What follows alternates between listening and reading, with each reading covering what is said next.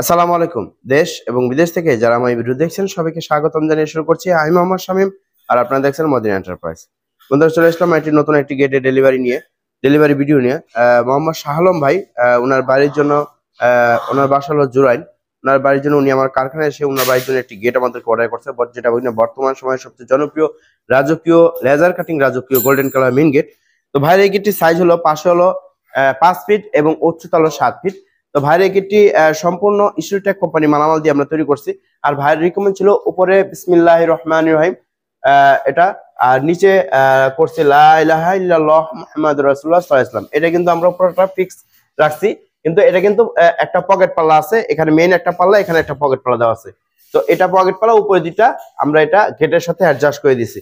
যখন মাল সামান ঢুকান তখন পুরোটা খুলে দিবে, আর যখন মানুষ যাতায়াত করবে তখন এখান দিয়ে লোক যাতায়াত করবে। আর ভাইয়ের রিকমেন্ড ছিল পিছনে উনি লাইটিং সিস্টেম করবে, তো আমরা পিছনে দুধ কালার ফাইবারটা ব্যবহার করছি, যেটা কিনা খুবই চমৎকার। রাত্রেবেলায় লাইটিং সিস্টেম করলে খুবই চমৎকার দেখা যাবে। এখানে দুধ কালার ফাইবারটা ব্যবহার করছি, যেটা 5 mm মোটা। আর ভাইয়ের এই গেটটির উচ্চতা হলো 7 ফিট 9 ইঞ্চি, পাশ হলো 5 ফিট। তো ভাইয়ের এখানে ফ্রেমটা উনি রিকমেন্ড করেছে শুধু ফ্রেমটা 2 mm দেওয়ার জন্য, তো আমরা আলহামদুলিল্লাহ 2 mm দিয়েছি, আর বাকি সব সম্পূর্ণ মালামাল 1.5 মালামাল ব্যবহার করছি। তো ভাইয়ের এই গেটটি আমরা স্কোয়ার ফিট নিচ্ছি 2300 টাকা।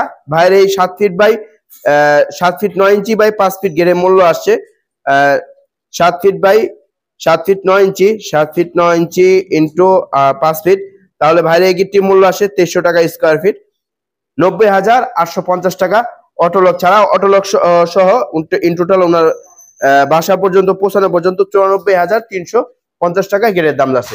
যারা কিনা এই ধরনের গেট তৈরি করতে চান, আমাদের স্ক্রিনে যে নাম্বার দেওয়া আছে নাম্বারে যোগাযোগ করতে পারেন।